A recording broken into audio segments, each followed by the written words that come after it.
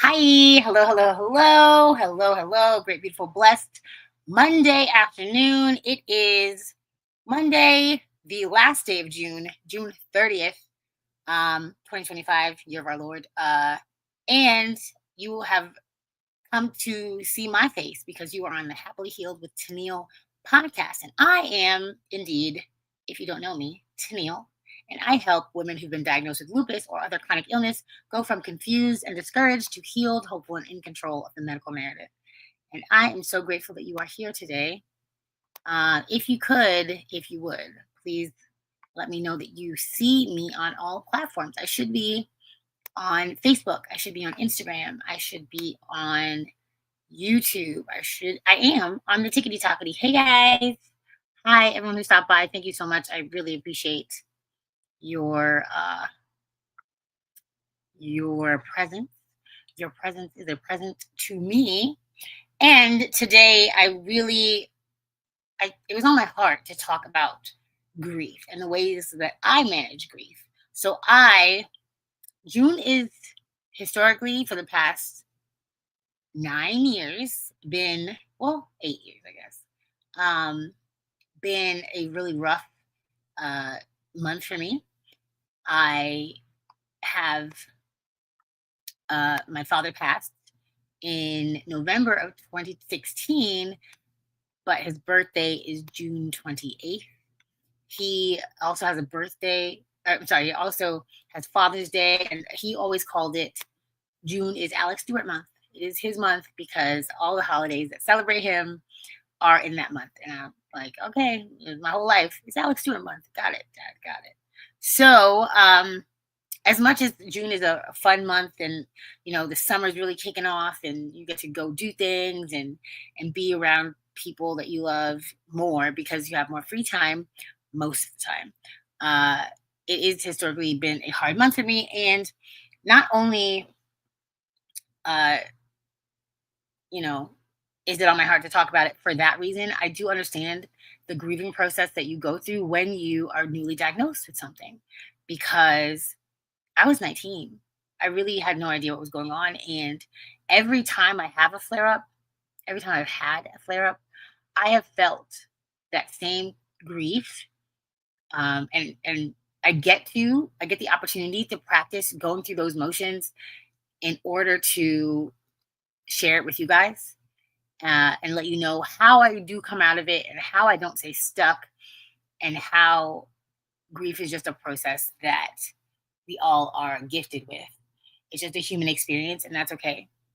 There's no way around it. The only way through is through. So I'm going to give you guys 4 methods that I've learned to hold space for grief. Some of you might have heard before, and some might be new to you. Either way, I'm going to try to squeeze like masterclass level info into the tiniest amount of time. So, first and foremost, I have been doing since I was a kid, even though I didn't realize that's what I was doing. Writing. So sometimes you cannot articulate your feelings. That's why sometimes tears are really the only words I can get out. When I'm super angry, when I'm super emotional, that kind of things.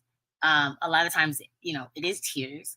And I would rather cry than curse somebody out because, that's not nice. So, yes, sometimes it is tears. But it's a lot of times it's writing. Something about physically writing things out on paper, pen and paper, really does help release things. And sometimes you even get to figure things out that you couldn't figure out in your mind because the thoughts are coming so fast that you don't get a chance to really pinpoint what it is you're upset about, or what like the actual issue is that you're upset about. So I would always advise writing. I've been journaling off and on since I was very little. My first journal, I think, was a Little Mermaid journal, and it was like squishy on the outside and it had a lock and all kinds of stuff. And I wrote in that thing a lot. So I would advise it if you are grieving a new diagnosis, if you are grieving a human being, pretty please write some stuff down. Get those thoughts out of your brain and into paper so you can look back at it and be like, oh, is that what's really going on in my head? Is that what's really happening? Is this really true? Or is that something I'm making up? As much as perception is reality and how you perceive things is really truth to you, sometimes you can even look at it and be like, wow, that's silly. I'm being silly. Like, I can get out of this. And as a person who experienced 5 deaths in 4 years of people who were really, really close to me, um, that is probably literally one of the only ways that I got through. And like, I can go back and look at things that I wrote and be like, oh, I remember that. Because a lot of times, too, um, you kind of black out of what was actually going on at that time. And the only thing I know is that I wrote this down so I can find it again, right? So, second is breath work. Breath work brings you back to the current moment. A lot of times when you're grieving the past that you didn't realize you had, like the memories with that person, the great times you have with that person, the health you had. You could run before, and now it's hard to breathe, so you can't run. Or you can't walk. You're in the hospital bed, you can't even walk. Sometimes all the stress and the grief is you thinking about all the things you don't have anymore and the things that you wanted in your future that don't know if you can do anymore or have anymore or experience anymore. And that is it's devastating. I'm not going to sugarcoat it at all. However, focusing on your breath right now will zoom you back into this current moment. And it's not, I'm not guessing. I like all of these are opinions. I'm not a professional griever or anything, but I am 100% sure that this helps me on a regular basis to calm anxiety, to bring me back to the current moment, to be grateful that I am breathing. So, two breathing exercises I'll give you are box breathing. And I don't know what the other one's called, but box breathing is you if you look on YouTube, you can find box illustrations where it'll count it out for you. But what I do, I'm imagining a box in my mind. So first side, breathe in for 4. Breathe in for 4. Second side, I hold for 4. Third side, I exhale for 4. The last side, I hold again for 4. So it's breathe, hold, exhale, hold, and start it over again. So I do that for at least 4 rounds. And, all you can think about is let me get in as much breath as I can, deep breathing, and then let it out. Um, as much as I can. Like all you can focus on is that breathing. And your heart is beating, like all the holds. Did I breathe enough? Like you don't have time to think about anything else besides am I breathing in this correct pattern? So it just brings you back to your current state. Then another one that knocks you out of that. So this is maybe you can do it with box breathing, or um, I've been doing it on a count of 2. So breathe in for 2 and think your name. Okay. So I would breathe in and say, Tenille. Then hold for 1. Okay. Not a long hold. Hold for 1. Then exhale and think of the emotion that you want to feel. So I would do Tenille, hold, peace, or joy, or love, or certainty, or whatever it is you want to be feeling at that time, instead of your sadness or your grief or your stress or your panic or whatever. That's a good method to do for anxiety attacks. Like if you are being come over with anxiety, um, think of your name, two counts of inhale, and think of on the exhale the emotion that you want to be experiencing right now. So if you are in panic and you want to experience calm, Tenille, pause, calm. And something about it brings you right back to where you want to be. And it's like hypnotizing yourself That's probably not the word, but it is like a subconscious telling yourself to like, this is what you need. This is the emotion that you are experiencing. Like it brings you there. So I would advise those two breathing exercises. And to be grateful for breath brings me to the third, which is gratitude. I actually, oh goodness, I'm accidentally recording all this on my phone. I actually got sent something about gratitude yesterday that really um, reminded me. It was good phrasing. So there's a guy on the beach, and he behind him there's mad clouds. If you ever lived in or been to Florida, you know that you could be standing on one street, and across the street it's pouring rain, and you're standing in the sunshine, and it's just how the clouds work. They move, and we are still. So that's how that goes. So uh, the guy was on the beach. He's like, if you look at this, look at all of the turmoil and the clouds, and it looks like it's about to storm. It looks terrible. And then he said, if I sat and just focused on this and didn't look over here, and he panned to the next side of the beach, and it was a pink and orange, vibrant, beautiful sunset. He's like, if I didn't look over here, I wouldn't realize um, what I was missing. Right. So if you focus on what you're missing, you are missing the blessing. And I love that. It really is true though. If you let like sadness and grief consume you, you are missing the blessing. For me, the blessing is, oh my gosh, I had the most incredible father. Like I've heard so many horror stories about fathers or father figures that was not my experience. And you don't get to choose your dad.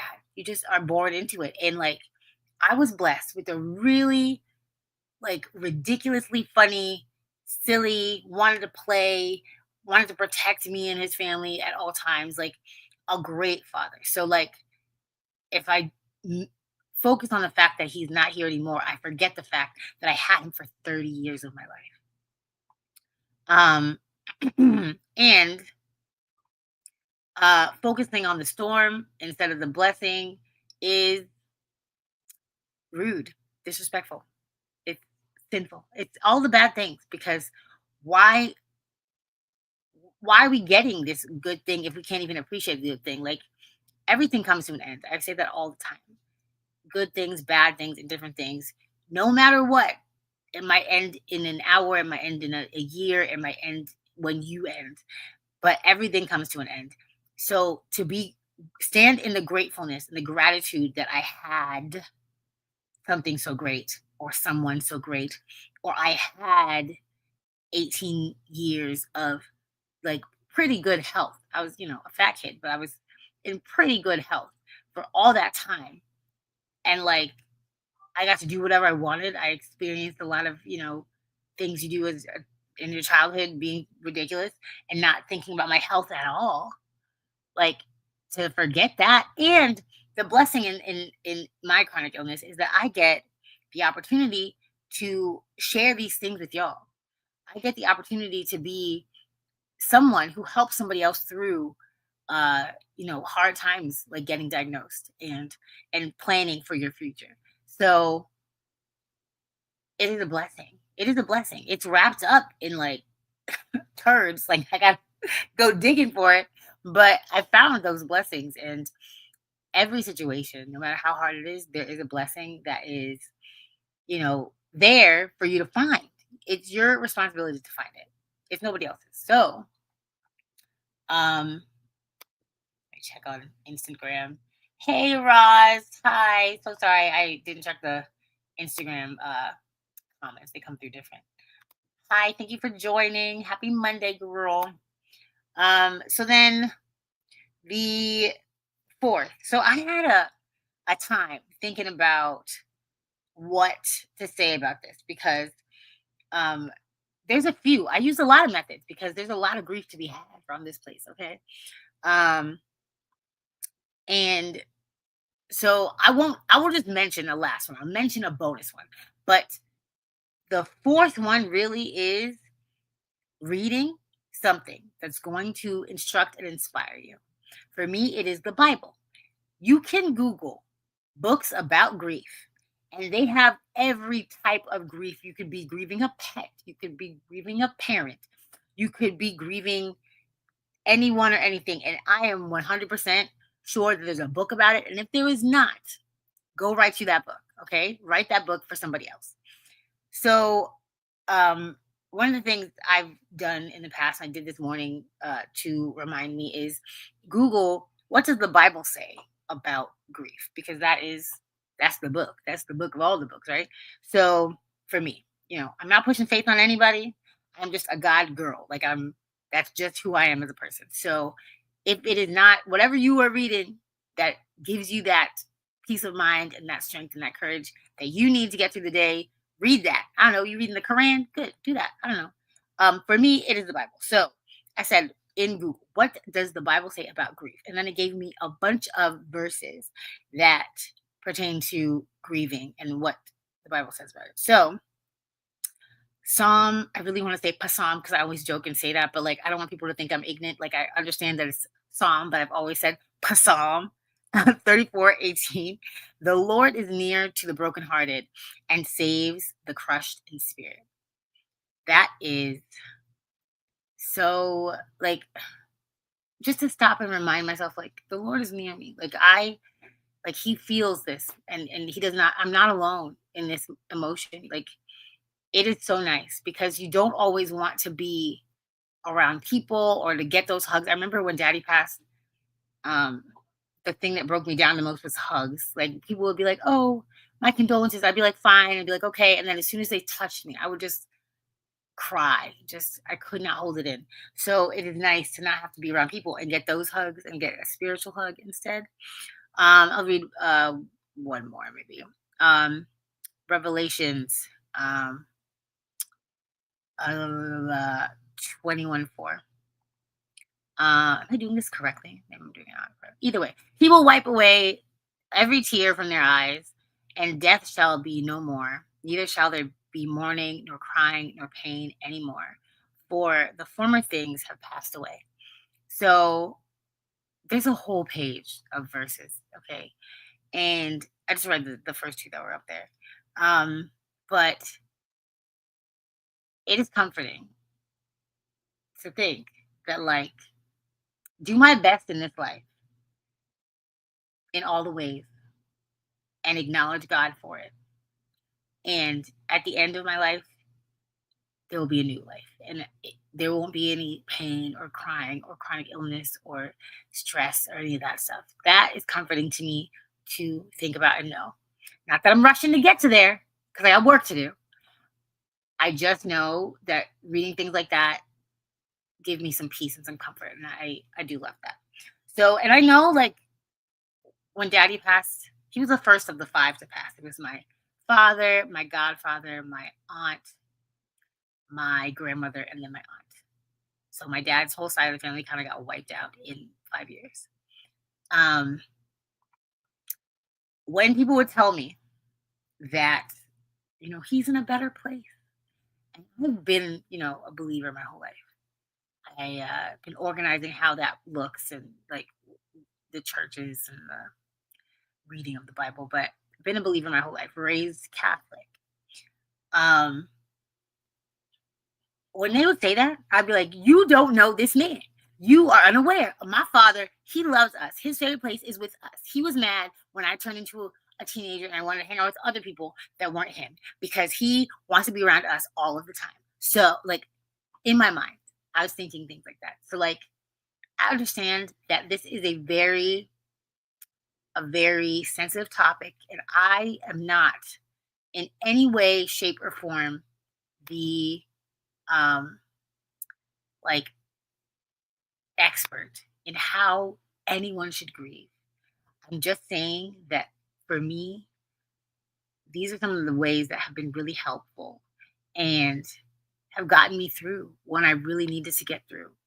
And if any of those things can help you, I'm honored. I'm honored. So my 4 steps were writing, breath work. I gave you 2 examples. You can rewind it and go do those things, those breath work exercises. I'm telling you, it will make a difference.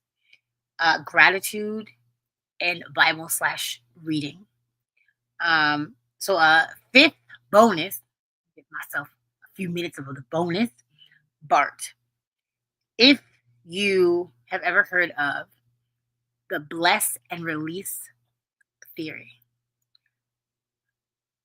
It's something that I've had to be coached on multiple times. What in the world? My phone is really trying to talk to me. I've had to be coached on multiple times.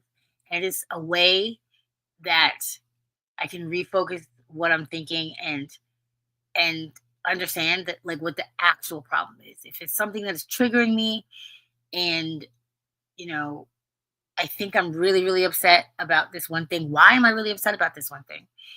How can I let that go? Even like the stages of grief, one of them is anger. It is, it's not fair. It's not fair that he's not here. My dad's not here. It's not here. Not fair that my godfather's not here. It's not fair that my aunts are gone, both of them. It's not fair that my grandmother is gone. Like in my little human mind, it is hard and it is, aggressively apparent that I need these people. However, I'm blessed to have had the time with them that I've had. I am honoring the fact that the human body is not forever and all of us are going to go at some point. This is not a forever thing. All of us are going to go. So it is their time. And I get to choose to love, to respect and honor that and release it. I think that I'm going to include the BART method maybe into my masterclass that's coming up next. So look out for that. Something I'm gonna give a good coping mechanism because this out here, chronic illness, hard, death, hard, change, hard. No one can ever tell you that it's not hard.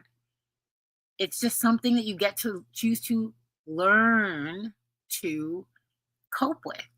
It's the human experience. And as far as I know, everybody watching this is human. So things are gonna hurt and you're going to find ways to cope and move on. Because if you get trapped in that grief, it physically affects you. I was stressed this month, and I was having issues, and I thought I was going to come down with shingles again. I felt the nerve endings in my face do the things that it usually does when the shingles happen, and I switched up my act so quick. I was like, okay, I'm going to sleep more. I'm going to meditate more. I'm going to breathe more. I took more oregano oil. I took more turmeric. I was mindful because I was scared of getting that type of flare. So I know going through your daily life that you might not realize that grief or depression or any of these emotions, these strong emotions, are affecting your health. But I'm here to tell you, it is scientifically proven. The way that you feel affects the health of your body. So please, if these four aren't the ones that work for you, find a way that you can experience your life in a less stressed out, less sad way. No matter if there's a chronic illness involved, no matter if there's something that's out of your control, control whatever you can control. That's huge for me. When I start thinking about the outcomes of things that I, can only do so much about, is when I start to get stressed and depressed and sad or whatever it is. The blood work's going to be the blood work. What was I doing to affect that blood work? Was I eating right? Was I sleeping? Was I taking my supplements? Was I thinking positively? There's so many studies about even playing sad or scary music or whatever to a glass of water or a plant. Our cells accept all the things that we give to them. It doesn't decipher what is what. It just knows this is good and this is bad. So please make an effort to take control of how you grieve.